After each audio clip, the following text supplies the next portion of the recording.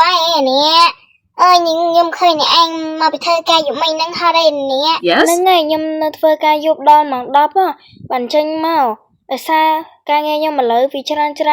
នេះ Oh អ្នកឯងអត់រកការងារធ្វើទេបានអ្នកឯងអង្គុយតែនៅផ្ទះ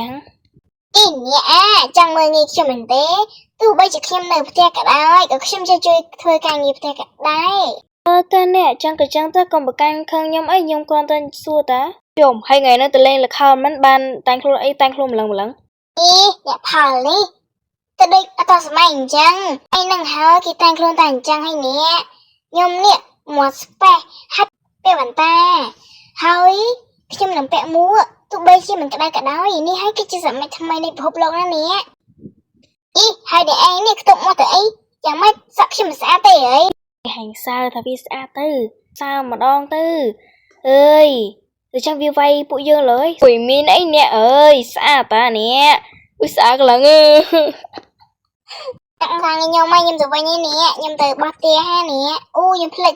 អើយខ្ញុំទៅហាកអាននៅលើនោះអត់តាំងថាទេឥឡូវត្រាំទុកចោលឥឡូវខ្ញុំទៅនេះ